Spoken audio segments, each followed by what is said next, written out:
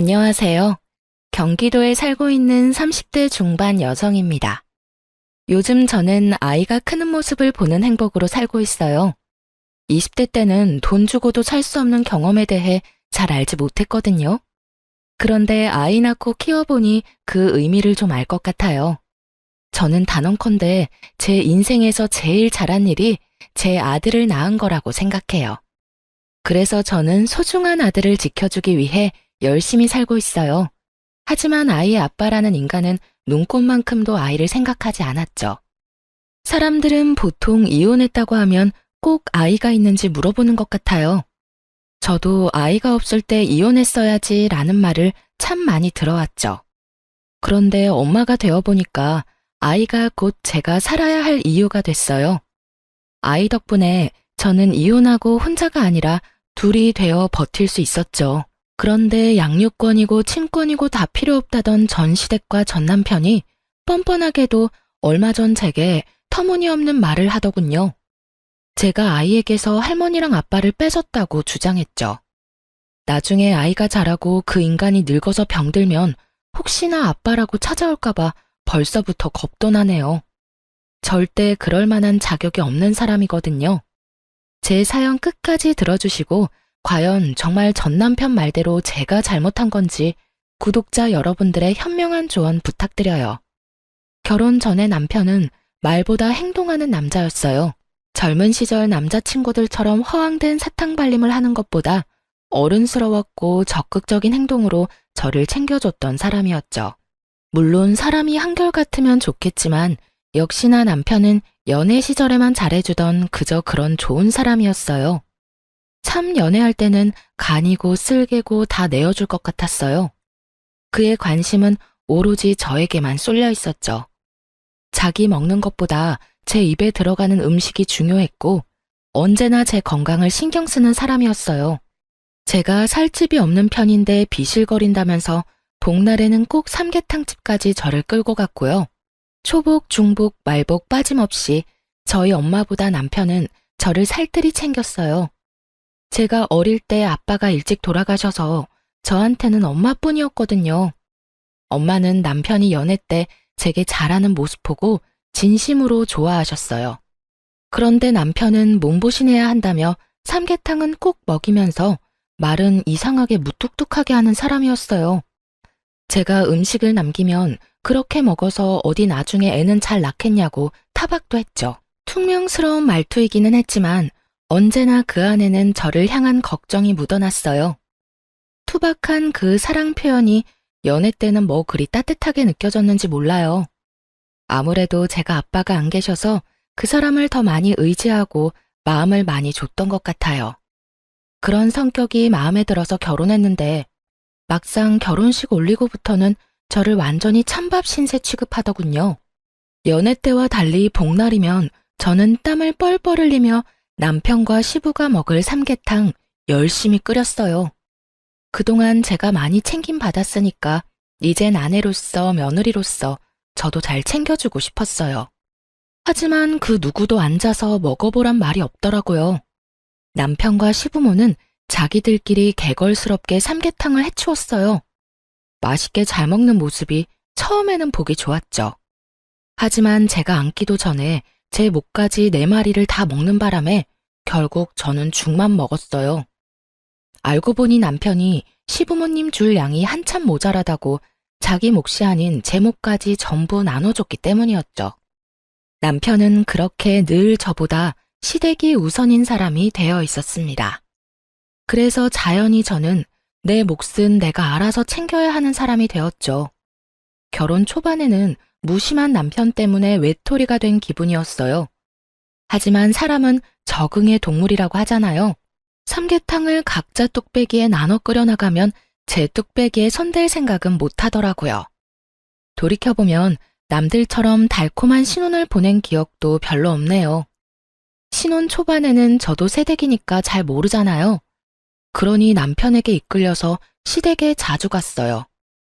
2번 다시 돌아오지 않을 신혼의 시간을 시부모에게 할애했었고 그 이후에는 뭐 아들 임신하고 독박 육아하느라 바빴어요. 어쩌다 제가 남편에게 서운한 티라도 내면 남편은 결혼하면 다 이런 거라고 말했고, 저는 육아에 지쳐서 반박하지 않고 수긍해버렸죠. 그렇게 기억은 다 나지 않지만 제 마음속 깊이 자잘하게 서운한 것들이 얼마나 쌓여갔는지 몰라요. 건조한 결혼 생활에 무뎌질 즈음 도를 지나치는 남편과 시부모 보면서 저는 점점 깨닫기 시작했어요. 결혼했다고 해서 모두가 저처럼 불행하게 살지 않는다는 걸요. 그럼 제가 가장 상처받았던 일들을 한번 꺼내볼게요. 시모의 생일날은 보통 제가 집에서 잔치상을 마련했어요. 시모가 먹고 싶다는 음식을 한 상 가득 차리곤 했는데 먹으면서도 불만이 너무 많은 시모였죠. 생각해보니 결혼하고 처음 맞이하는 생일 때부터 시모는 제게 찬바람이 쌩쌩 불었던 것 같네요. 넌 잡채간을 본 거야, 만 거야? 아주 밍숭맹숭. 아, 어머님, 저 간장 넣는 거 깜빡했어요. 죄송해요. 어쩐지 참기름 맛밖에 안 나더라. 너는 말이야, 음식 만들면서 아주 대충대충 너무 정성이 없는 거 아니니? 어머님, 죄송해요. 제가 한꺼번에 이렇게 음식 여러 가지 해본 건 처음이라서요. 으이그, 웃는 얼굴에 침 못 뱉는다고 해실해실 웃으면 다지?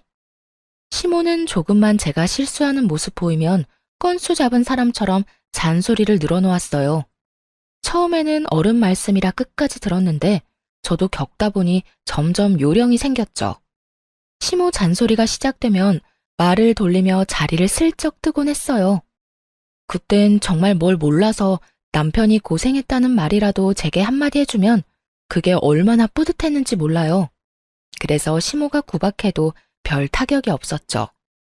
하지만 타박하는 것도 한 번이 아니라 여러 번 겪다 보니 저도 불만이 쌓여갔어요. 지금 기억을 되살려보니 저는 어쩌면 많이 우울한 상태였던 것 같아요. 여보, 이번 어머님 생일은 외식하는 게 어때? 갑자기 무슨 외식? 엄마 생일은 언제나 당신이 음식했잖아. 그래, 알긴 알아. 결혼하고 쭉 어머님 생일 내가 챙겨드렸잖아. 내가 하는 음식 그리 맛있는 것도 아닌데 이번에는 외식하자. 뭐야, 생색내는 거야 지금? 생색이라니. 그런 게 아니라 어머님은 외식 안 하고 싶으시대? 아빠 생일에 외식했으니까 엄마 생일에는 집에서 상 차려드리는 게 낫지 않나? 매번 그래왔는데 갑자기 바꾸면 좀 그렇잖아. 그러지 말고 당신이 어머님한테 한번 물어봐. 이번에는 외식하는 건 어떻냐고 말이야. 어머님은 항상 먹고 맛있다는 말도 안 해주셔. 입맛에 안 맞는데 매년 내가 챙기는 것도 웃기잖아. 근데 그러고 보니까 결혼 전에는 어머님 생신 누가 챙겼어? 결혼 전에? 남자들만 있는데 엄마 생일 챙길 게 따로 있나? 딸 없는 집은 그런 거 안 해. 그냥 밖에서 외식이나 했지. 남편 말 들으니 조금 괘씸하더군요. 평생 생일 안 챙기다가 며느리 들였다고 그동안 엄청 부려먹은 듯한 느낌이 들었거든요. 그래서 저도 심술 한번 부려봤어요. 몰라. 난 이번에는 진짜 어머님 생일상 못 차리겠어. 뭐? 갑자기 당신 왜 그래? 엄마가 서운해할 건 생각 안 해? 나도 서운해. 여보, 생일이라는 건 서로 축하 인사 주고받고 다 같이 음식 나눠 먹으면서 즐거워야 하는 날이잖아. 그런데 아무리 내 생일은 아니라지만 항상 어머님 생일 때마다 나 혼자만 음식하랴 설거지하랴 동분서주하잖아. 밥도 제대로 못 먹고 굶는 건 알아? 그렇다고 해서 내가 노력한 만큼 칭찬받는 것도 아니고 말이야. 이 음식은 어떻고 저 음식은 어떻고 어머님은 항상 혼내기만 하셨어. 그러니까 올해는 나 진짜 안 하고 싶어. 아니 그리고 입맛에 안 맞는데 왜 굳이 내가 차리는 생일상을 고집해? 입맛에 좀 안 맞더라도 생일상 받으면서 분위기 내는 거지. 넌 1년에 한 번뿐인 날인데 꼭 그렇게 말하고 싶냐? 아빠 생일까지 챙기면 몰라. 엄마 생일만 그렇게 하는 거잖아. 말을 그렇게 한다고? 그럼 당신은 우리 엄마 생일 때 뭐 했는데? 내가 치사해서 진짜 이 말까지는 안 하려고 했는데 우리 엄마 생일 때는 현금 드리는 거 말고 한 게 없잖아. 아이씨, 그래 해. 외식으로 해. 그리고 남자랑 여자랑 같아? 며느리랑 사위가 같냐고. 남편은 자기가 불리할 때면 그렇게 꼭 큰 소리 쳤어요.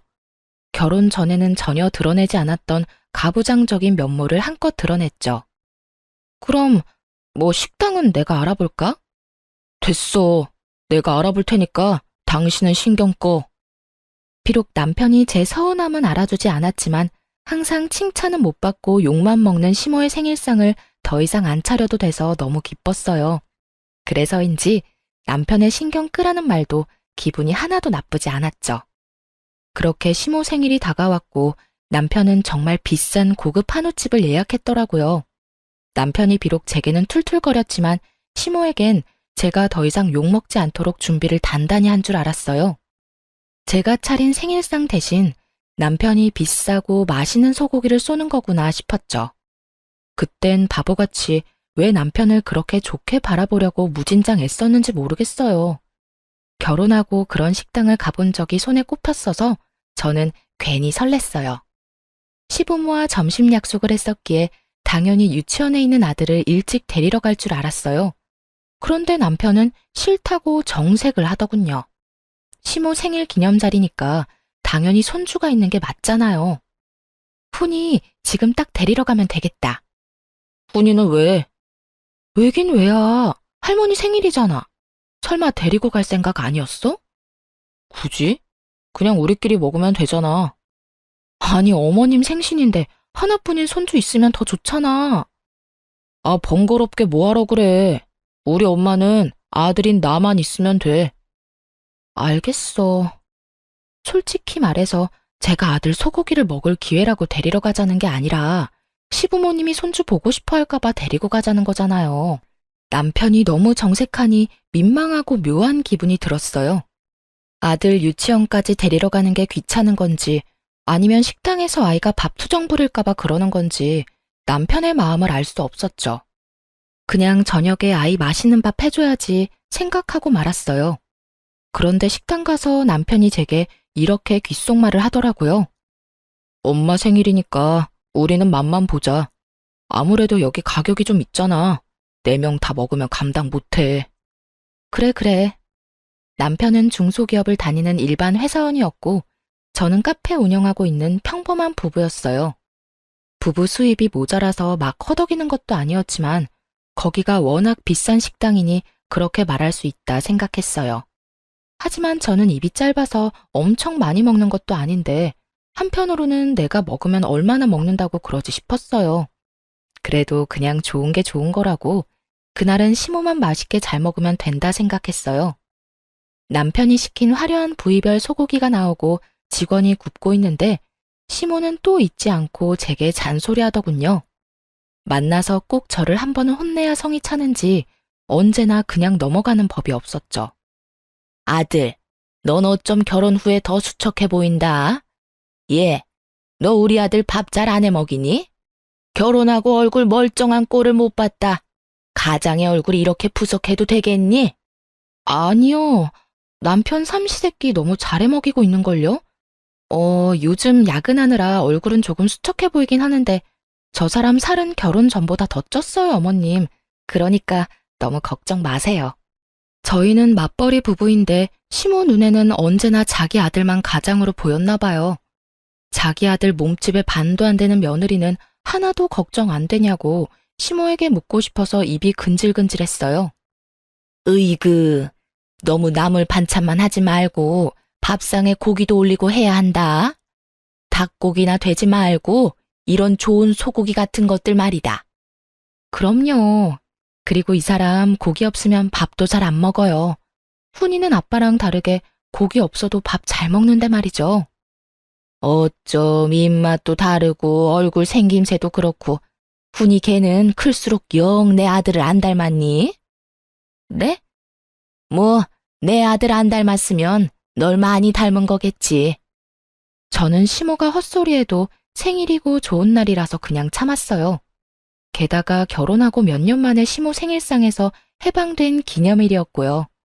그런데 시모는 생일상 안 차렸다고 속으로 저를 벼르고 있었나 봐요. 직원이 잘 구운 소고기 부위별로 하나씩 접시에 올려주자 시모가 기다렸다는 듯이 제 접시에 놓인 고기까지 홀랑 가져갔거든요. 우리 며느리는 채식주의자라 고기 잘 안 먹어요. 그러고는 남편 접시에 제 고기를 올려주더라고요. 제가 더 놀랐던 건 시모의 몰상식한 행동을 모른 척하며 좋다고 맛있게 먹는 남편이었어요. 엄마, 정말 맛있어요. 어서 드세요. 나 챙기지 말고요. 으이그, 엄마가 안 챙기면 누가 널 챙겨? 얼른 먹어, 우리 예쁜 아들. 저는 그 광경을 보고 입맛이 뚝 떨어졌습니다. 그런 황당한 경우는 처음 겪어서 잠깐 넋이 나가 있었죠. 소고기를 그렇게나 많이 주문했는데 제가 고기 한 점 먹는 게 그렇게나 아까웠을까요?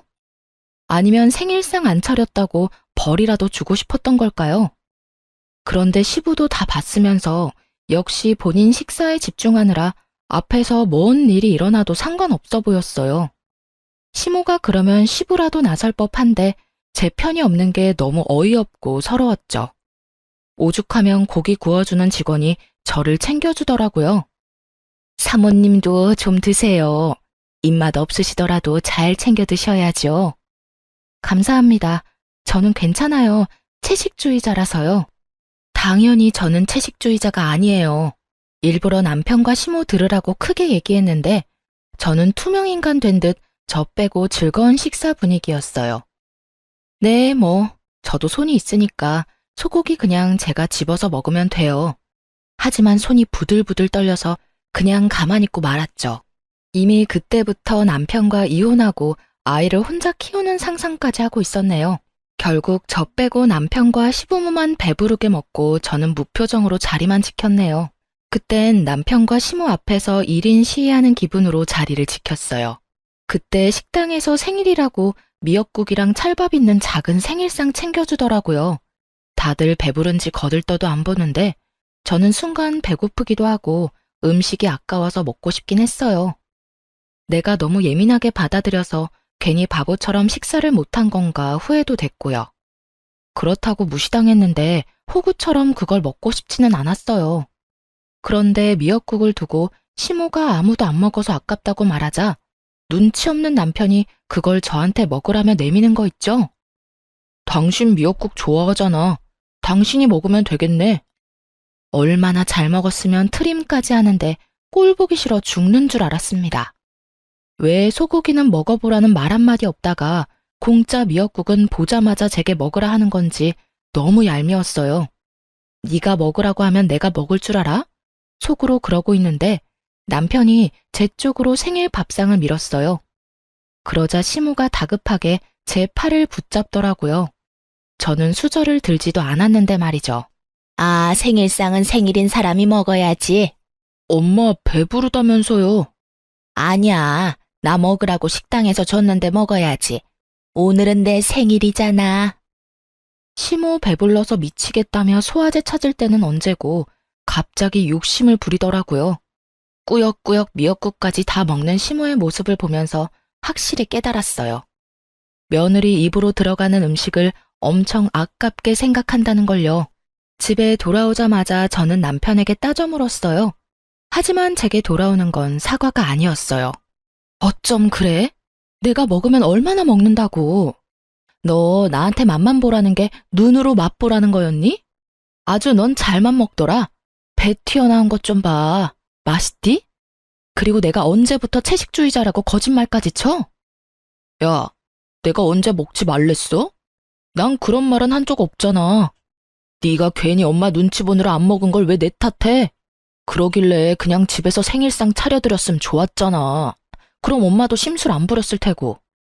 그리고 내가 우리 집 유일한 외동아들인데 엄마가 먹으라고 하면 먹을 수밖에 없지. 그래, 당신 어머님이 심술 부리는 거 알면서도 가만히 있었네. 야, 나도 우리 집 귀한 외동딸이야. 그럴 거면 날 왜 데리고 갔어? 내가 무슨 너네 식구들 밥 먹을 때 세워두는 병풍이야? 당신 설마 돈 아까워서 우리 훈이도 안 데려간 거 아니지? 유치원생이 먹으면 얼마나 먹는다고 말이야. 당황해서 얼굴 벌개지는 남편 보고 제 추측이 맞았다고 생각했어요. 열받아서 그대로 남편 카드만 들고 집을 뛰쳐나왔죠. 이혼할 때는 하더라도 분해서 못 참겠더라고요. 아들 하원시키면서 더 비싼 소고기 집에 찾아갔어요. 남편 카드 시원하게 긁으니까 1분 만에 전화가 왔죠. 오늘 돈도 많이 썼는데 또 썼냐며 저를 타박하더군요. 그러니까 나랑 우리 아들이 애초에 먹으면 얼마나 먹겠어? 처음부터 식당에서 같이 잘 먹었으면 되는 거였잖아. 어떻게 사람을 먹는 걸로 그렇게 서럽게 해? 당신도 어머님도 아버님도 어쩜 아무리 어머님 생신이고 주인공 따로 있다지만 난 정말 나만 한 식구 아닌 줄 알았어. 내가 미안해. 그렇게 서운해할 거라고 생각 못했어. 이혼 이야기가 목구멍까지 차올랐는데 해맑은 아이 얼굴 보니까 쑥 들어가더라고요. 아빠 없이 잘 키울 수 있을까? 그때는 확신이 없었거든요. 시원하게 이혼하자는 말은 못 뱉었지만 열받아서 남편이랑은 밥을 따로 먹기 시작했죠. 그들이 그랬던 것처럼 저도 제 아들 밥만 살뜰히 챙겼어요. 어느 날 남편이 먹을 걸로 차별하지 말라며 서럽다길래 저는 또박또박 말했어요. 어머님한테 보고 배웠는데 왜? 뭐 문제 있어? 뭐? 당신은 어머님한테 가서 밥 먹으면 되잖아. 나도 어머님처럼 내 아들만 챙길 거야. 그제서야 미안하다고 싹싹 빌더라고요. 자기가 2번 다신 그런 일 없게 한다고요. 각서를 쓰라고 시켰는데 정말 쓰고 있길래 저는 딱 1번만 참기로 했어요. 그렇게 몇 달을 시댁과도 일절 교류를 안 했어요. 주말에 밥 먹으러 가자는 시모의 연락도 여러 번 무시했고요. 그런데 남편이 정말 시모에게 한마디 했는지 시모에게서 미안하다고 연락이 왔더라고요. 내가 저번에 좀 심했지? 미안하다. 어머님, 저 채식주의자 아니에요. 알지, 알어. 그래서 내가 너 해주려고 갈비찜 잔뜩 재워놨거든. 마음 풀고 먹으러 와, 응? 갈비찜 때문에 시댁에 간 거는 아니었고 이혼하지 않는 이상 얼굴 보고 살아야 하니까 응어리는 풀자 하는 마음으로 갔어요. 시모가 막상 저를 마주하면 또 늘 하던 것처럼 잔소리하며 눈치라도 줄 줄 알았는데 엄청 조용하더군요. 남편에게 확실히 뭘 듣기는 들었는지 시모는 저뿐만 아니라 손주까지 엄청 챙겼어요. 이것저것 먹어보라며 시모가 제게 반찬 들이미는데 결혼 전에 저를 반겼던 모습이 생각나서 마음이 이상했어요. 그 덕에 미움보다 좀 잘 지내고 싶은 마음이 커졌죠. 그날 정말 잘 먹고 집에 돌아가려는데 시모가 갈비찜 너무 많이 재웠다고 친정에 갖다 주라고까지 하더라고요. 사돈이 매운 거 좋아했던 것 같은데 맞지? 특별히 여기에는 청양고추 엄청 넣었어. 고맙습니다. 어머님, 오늘 정말 잘 먹었어요. 엄마한테도 잘 전달해드릴게요. 하지만 나중에 가서야 갈비찜의 비밀을 알게 됐어요. 저와 화해하려고 혹은 제가 예뻐서 챙겨주는 갈비찜이 아니었죠. 자기야, 가면서 땡땡 베이커리 좀 들리자. 엄마가 좋아하는 빵집이거든. 갈비찜 가져가는데 뭐하러 또 빵을 사가? 아니, 갈비찜은 어머님이 챙겨주신 거고 내가 엄마 사드리고 싶어서 그래. 요즘 밀가루값 엄청 올랐잖아. 빵값도 만만치 않은데? 뭐야, 아깝다는 거야? 아니, 내 돈으로 사는데 왜 그래? 기왕 가는 거 들리자고. 알겠어. 그런데 밀가루 값도 값이지만 이번에 장모님 아파트 값도 정말 많이 올랐더라. 뭐? 뉴스 못 봤어? 그쪽 동네 다 올랐다고 뉴스 떠서 내가 검색해 봤었거든. 그래? 엄마가 말 안 해서 몰랐어. 아무리 뉴스가 떴다지만 처갓집 아파트 시세를 몰래 검색해 봤다는 게 참 정 떨어지더라고요. 사실 그 전에 밀가루값 얘기할 때부터 신경이 거슬렸죠. 그럼 갈비찜 갖다 드리면서 아파트 값이 얼마나 올랐는지 장모님한테 물어봐.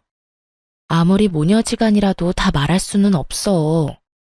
아, 그러니까 갈비찜 드리면서 자연스럽게 물어봐야지. 뭐래? 근데 당신 장모님 집 비밀번호는 알아? 요즘은 본가 비밀번호도 모르는 사람 많더라.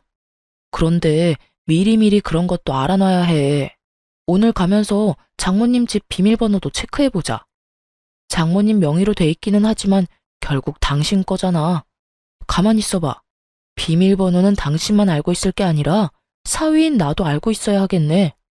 딸이랑 공유하는 것도 이해가 안 가는데 사위인 당신이 왜 장모님 집 비밀번호를 알려고 해? 그야, 우리 결혼했으니까 한 가족이잖아. 당신 설마 나 의심해?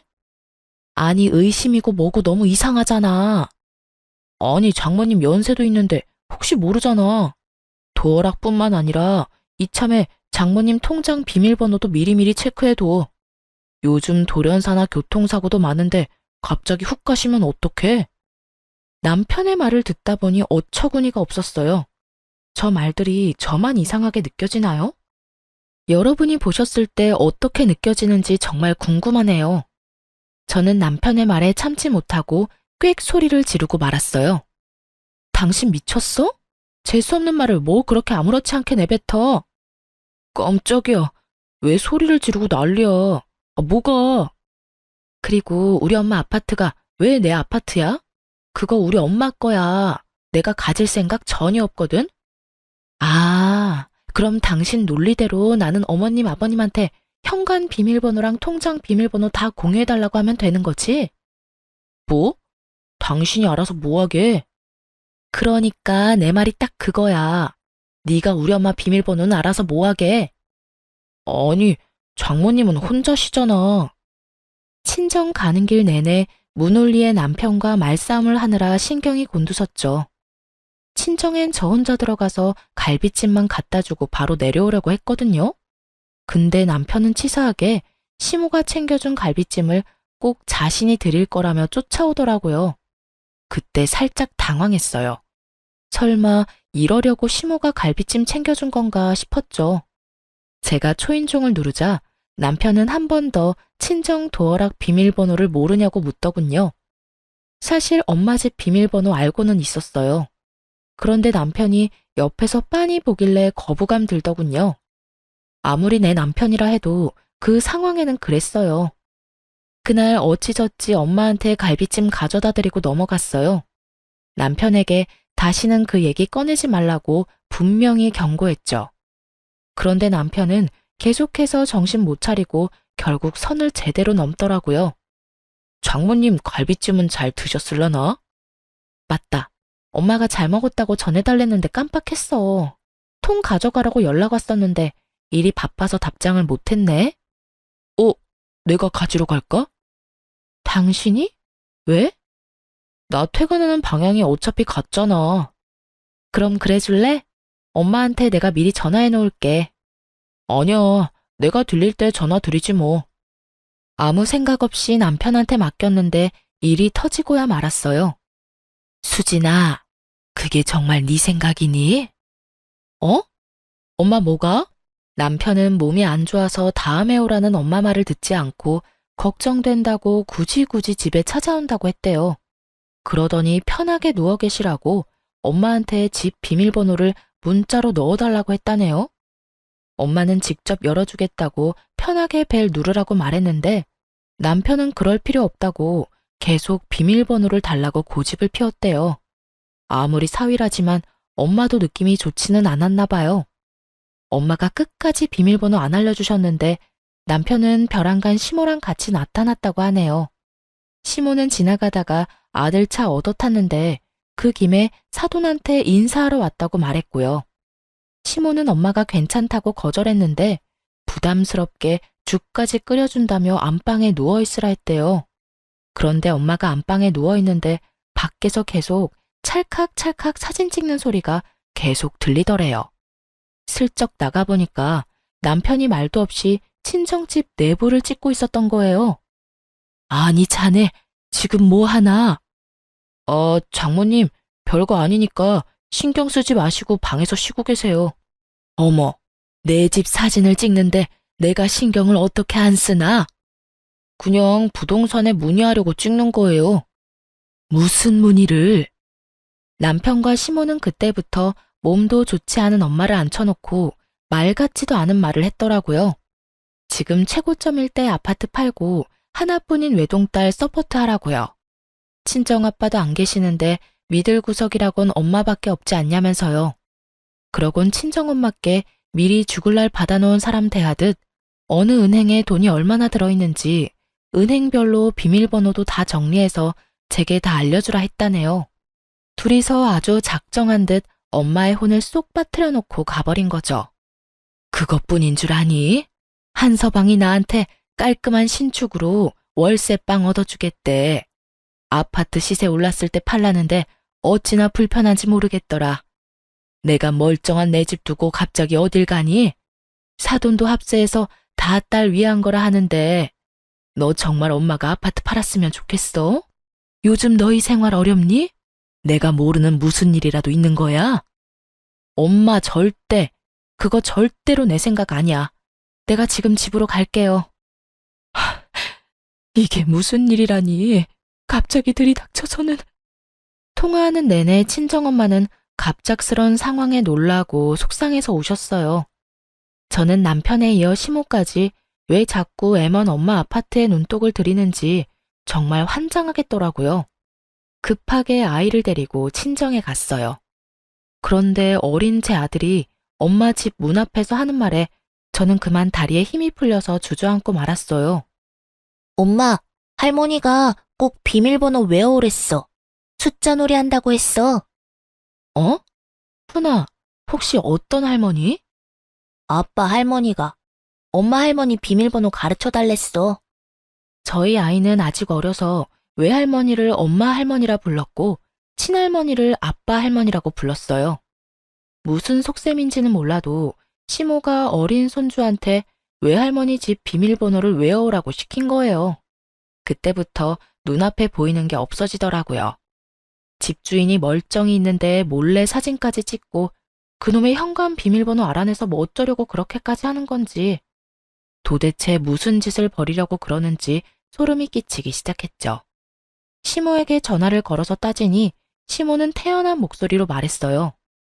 어머님, 혹시 우리 훈이한테 저희 엄마 집 비밀번호 알아오라 했어요? 아이고, 네가 물로 터져서 그랬지. 갈비찜 해줬으면 그걸로 해결했어야지. 너네 엄마 아파트값 엄청 올랐잖아. 엄마 죽고 물려받으면 늦어. 아파트 똥값 된다 너. 그 아파트는 지금 그만큼 올랐을 때 얼른 팔아야 해. 부동산에 얼른 내놓고 리모델링 한 적이 있어서 그런지 다른 호수보다 깔끔하니까 더 얹어서 내놓아도 충분히 팔릴 거야. 내가 이미 내놓은 집들 다 보고 왔어. 지금 제정신으로 하시는 말씀인가요? 떡줄 사람 생각도 안 하는데 뭐 하는 짓이에요, 이게? 그럼 내가 제정신이지 치매라도 걸렸을까봐? 차라리 치매 걸린 거였으면 좋겠네요. 보통 사람의 머리로는 할 수 없는 일이에요, 지금. 너 시어미한테 어디서 그런 막말을 하냐? 그럼 뭐, 내가 우리 엄마한테 상처 준 사람한테 곱게 말할 거라 기대했어요? 당신 아들이랑은 이혼이에요. 더 생각할 것도 없어요.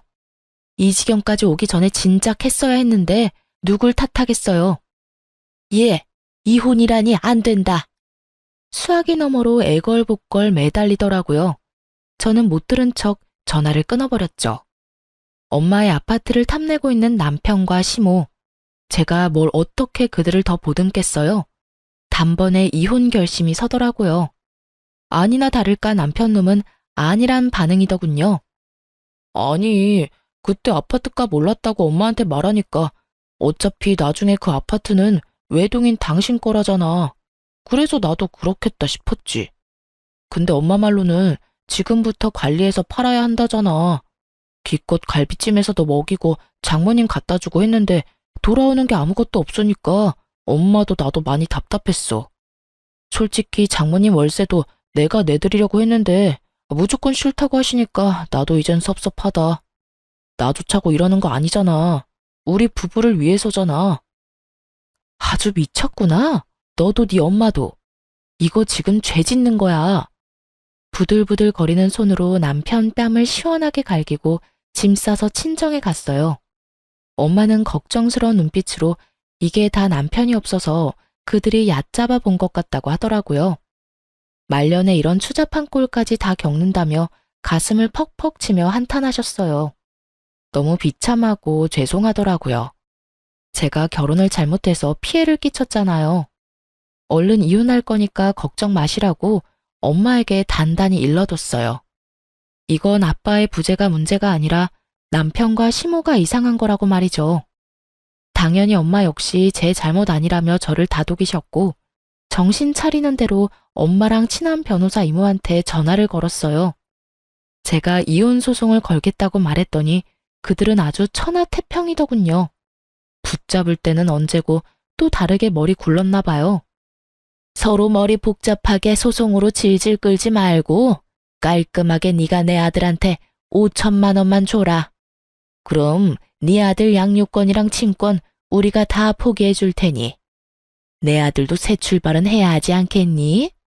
겨우 별것도 아닌 것 가지고 예민해하는 너나 네 엄마 때문에 지금 우리도 피해보는 거잖아. 가족끼리 비밀번호 공유하는 게 뭐가 어때서? 그리고 내가 아파트 팔아서 놔달라고 했냐? 너 가지라고 떠먹여줘도 왜 받아먹질 못해? 정말 그거면 돼요? 5천만 원? 당신이 말해봐. 당신 5천만 원 주면 흔히 안 볼 자신 있어? 나도 엄마 의견이랑 똑같아. 솔직히 애는 엄마가 알아서 키우면 되는 거 아닌가? 그리고 예전부터 의심 가던 거지만 훈이 나랑 너무 안 닮은 것 같아. 나만 그렇게 생각하는 게 아니라 우리 가족 다 그렇게 생각해. 그거에 대해선 아무것도 묻지 않을 테니까 깔끔하게 5천만 원만 줘. 뭐? 그래, 5천만 원 줄게. 역시 너란 인간 부성애고 뭐고 없구나. 저는 5천 원짜리 지폐를 남편놈 얼굴에 그리고 10,000원짜리 지폐를 시모 얼굴에 차례로 던졌어요. 남편이 사태 파악하고 이게 무슨 짓이냐고 발악하더군요. 시모 역시 뒷목 잡고 쓰러지는 신용했고요. 야, 너 미쳤어? 어머나, 이게 교양업계 무슨 짓이야? 감히 누구 얼굴에 돈을 던져? 왜? 기분 나빠요? 나랑 우리 엄마 그리고 훈이까지 우습게 알길래 나도 당신들 우습게 알고 있다고 보여주는 거야. 그리고 훈이가 누구 닮아서 유제품 알러지가 있는데 감히 우리 훈이를 그딴 식으로 언급을 해? 유제품 알러지는 후한 거잖아. 그래, 너 덜 맞았구나. 저번에 맞은 뺨으로 충분하지 않지? 저는 친자검사 해봐야겠다며 남편에게 머리털 내놓으라고 머리채를 붙잡고 마구 흔들어줬어요. 그만해. 아프다고 진짜. 너 나 대머리 되면 책임질 거야? 시모는 본인 아들 머리통 흔드는 장면 보고 아주 개거품 물었어요. 그래서 활용점정으로 남편놈 얼굴 뺨 마지막으로 한 번 더 날려줬네요. 겨우 그 몇 대 맞은 생채기랑 제가 겪고 있는 고통이랑 비교할 수 있을까요? 지켜보던 시부는 결혼을 잘못했다면서 혀를 끌끌 차고 나가더군요. 그러니까요. 제가 결혼을 한참 잘못했네요. 아드님한테 이렇게 하자가 있을 줄 몰랐거든요. 야, 너 이참에 이마에 써붙이고 다니는 게 어때? 나는 하자가 있습니다. 하고 말이야. 그리고 댁들도요. 하자의 원인이 다 부모한테 있는 거 아니겠어요? 아유, 저 독한 것 말하는 것 좀 봐. 예, 친정 재산 좀 나눠 가지면 어디 덧나냐? 꼭 그렇게 못되게 굴어야겠어? 어차피 늙은 친정엄마 나중에 아프면 딸이 모셔야 할 거고 그때 되면 내 아들이 장모님 뒷바라지 다 할 텐데 말이다. 도대체 넌 왜 이렇게까지 발작하는 건지 도무지 이해가 안 돼서 그래. 아니 아파트 비쌀 때 팔아서 이익 남기면 너도 좋고 너희 엄마도 좋은 거잖아. 그건 우리 엄마가 알아서 하실 일이고요. 왜 당신들 뱃속 채울 궁리를 우리 엄마 아파트로 하냐고요. 그럼 내가 당신들 재산 죽기 전에 미리 나눠 가지자고 달려들면 가만 있을 거예요? 당신 아들을 위해서? 뭐? 이게 감히 뭘 넘보려고 해? 그러니까요. 열받죠?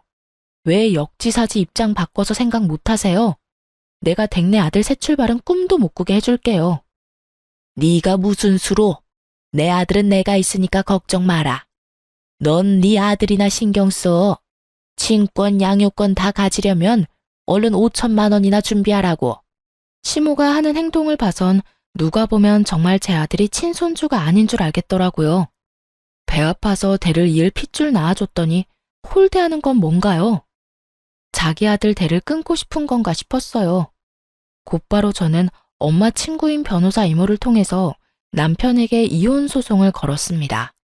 그런데 누가 봐도 소송이 제 쪽으로 유리해지자 남편은 갑자기 손이 발이 되도록 싹싹 빌었어요. 제발 이혼은 하지 말자고 눈물 콧물 흘리더군요. 하지만 이혼하지 말자는 이유도 결국 저와 아들 때문이 아니라 양육비의 위자료까지 어지간히 혼자 감당하기 싫어서 그런 거였어요. 그래서 남편이 더 괘씸하게 느껴졌죠. 우리 훈이 생각해서 이러지 말자. 어? 이혼이라니 애가 아직 3살인데. 훈이 생각했으면 정말 네가 그랬으면 안 됐지. 할머니라는 인간은 애한테 외할머니 비밀번호 알아오라 하질 않나. 아빠라는 놈은 친자식인지 의심 간다 하질 않나. 야, 이미 엎질러진 물이야. 너랑 내가 회복될 것 같아? 아니, 절대. 그리고 너랑 네 부모 소름 끼쳐서 내가 너랑 더 이상 어떻게 살겠니? 아픈 우리 엄마 누워있는데 집 사진 찍고 싶디? 그게 네 집이야? 꿈도 야무지다. 어디 감히 멀쩡히 살아있는 장모님 아파트를 탐내? 자기야, 내가 진짜 잘못했어. 엄마가 그러자고 해서 내가 휩쓸린 거야. 전부 내 의견이 아니었다고. 가증스러운 사과하지 마. 받아줄 생각 없으니까. 그냥 너는 지금껏 그랬던 것처럼 계속 그렇게 네 엄마한테 휩쓸려서 살아. 그게 네가 받을 벌이니까. 나 돈 없어. 월급 얼마나 한다고 양육비까지 받으려 해 정말? 그래, 본심은 꼭 나중에 마지막에 나온다니까.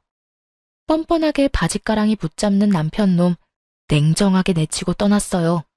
저는 더 이상 그 가증스러운 악어의 눈물에 속는 바보가 아니었으니까요. 거짓말처럼 남편이랑 이혼하고 나니까 제 주변에 좋은 일이 많이 생겼어요. 엄마의 아파트 값은 그 후로 훨씬 더 많이 올랐죠. 하지만 또 한편으로는 열받게 신혼집으로 구했었던 저희가 살던 아파트 값 역시 많이 뛰었다는 걸 알게 됐죠. 전 남편 이득 볼 거 생각하니 저는 살짝 배가 아플 뻔했어요. 하지만 술 취해서 전화 온 전 남편 때문에 저는 배꼽 잡았네요. 여보세요? 너 그거 알아? 우리 아파트 값 엄청 오른 거? 너 그거 자랑하려고 전화했니? 전 남편이 아파트 값 올랐다고 자랑이라도 할 줄 알았는데 그는 냅다 전화기에 대고 통곡하듯 울기 시작했어요. 으이씨, 내가 그때 너랑 이혼만 안 했어도, 급하게 아파트 팔지만 않았어도 지금 그 아파트 가지고 있었으면 거의 2배야. 지금 2배로 뛰었어. 이혼하고 전 남편이 급하게 똥값의 아파트를 판 겁니다. 무슨 사정인지는 모르겠지만 회사도 다니면서 위자료랑 양육비 줄 돈이 안 생겨서 팔았대요. 그러곤 아예 시댁에 들어간 것 같더라고요.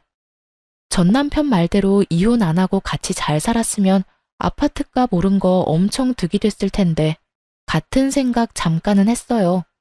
하지만 저는 아쉽지는 않았어요. 그놈이 고통스러운 게 제 행복이니까요. 저는 이혼 잘 마무리하고 위자료 두둑히 챙겼어요. 아들 클 때까지 달마다 양육비도 받기로 했고요. 그런데 이혼한 지 얼마 안 됐을 때 전 남편과 전 시집에서 다시 연락이 왔었죠. 제 아들이 보고 싶다면서 같이 시댁으로 오라더군요. 같이 살 때는 애를 그다지 예뻐해 주지도 않더니만 갑자기 그 무슨 속셈인가 싶었죠. 물론 그들이 저한테는 죽을 죄를 지었지만 제 아들이 원한다면 전 남편 얼굴은 보여줄 생각이었어요. 아들에게까지 제가 겪은 일 다 말하면서 그들이 너한테 그랬다 할 생각은 없었으니까요. 하지만 제 아들 보고 싶다는 핑계로 만나놓고 전 남편은 저보고 돈을 빌려달라고 하더군요. 그 이후로 당연히 아들 얼굴 안 보여줬어요. 친정엄마 아파트 탐내고 내내 제게 맡겨놓은 듯 5천만 원 달라는 전 시모의 말이 찜찜했었는데 뒤늦게 그 내막을 알게 됐어요. 지금껏 조용했던 전 시부가 사고를 친 거였더군요. 시댁 아파트를 가지고 빚내서 노름을 했었나 봐요. 집이 경매 넘어갈 위기를 저를 통해서 모면하려고 계획했었던 거죠. 처음에는 저희 엄마 아파트 욕심냈고 안 되니까 제게 5천만 원이라도 요구한 거예요. 결국 제게 돈을 못 받으니까 전 남편 아파트까지 팔았던 거고요. 전 남편은 저희 카페로 찾아와서 자기 불쌍하지 않냐며 돈을 못 빌려주겠으면 양육비라도 받지 말라고 뻔뻔하게 굴었어요. 나 정말 답답해. 그 좁아터진 오피스텔에 부모님까지 모시느라. 그건 네 사정이고 이번 달 양육비나 똑바로 입금해. 너 이렇게 장사 잘 되는데 정말 나 모르는 척 할 거야? 네가 뭔데? 나야 훈이 아빠지. 그래, 너 훈이 아빠지. 그러니까 양육비 입금 제대로 하라고. 전 남편은 제 단호한 태도에 할 말을 잃었는지 아님 카페 손님들이 쳐다봐서 창피했던 건지 더 이상 아무런 말도 못하더라고요. 그렇게 저는 자연스럽게 전 남편이라는 존재를 잊고 살아가고 있었어요. 기존에 차렸던 카페도 다 정리하고 새 출발을 하려고 했죠.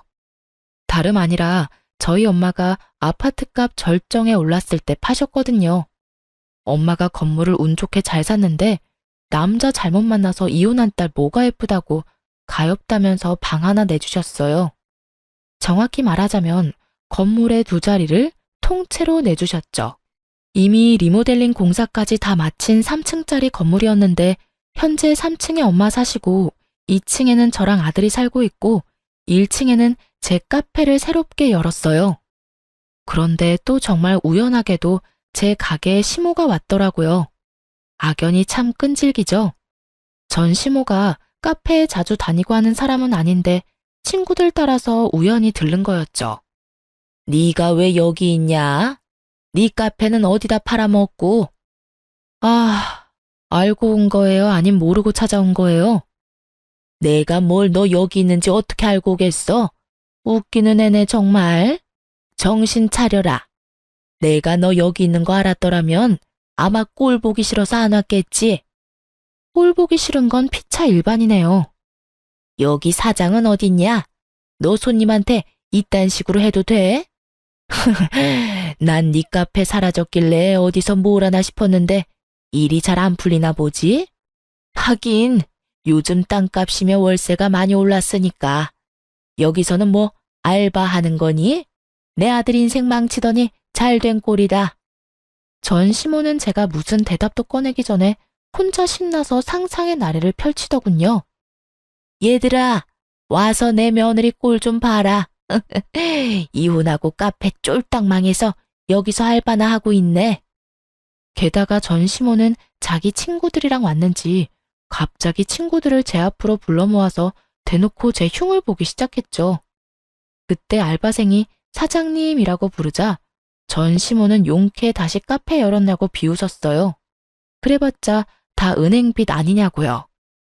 그래서 제발 정신 차리라고 한마디 해줬어요. 원래 하던 카페는 월세라서 그냥 정리했죠. 여기는 저희 엄마 건물이에요. 하나뿐인 딸이라서 월세도 안 받겠다고 하시네요. 아휴, 어쩌죠? 저는 누구처럼 인생 망하지 않고 이렇게 카페도 새로 열고 누구보다 잘 살고 있네요.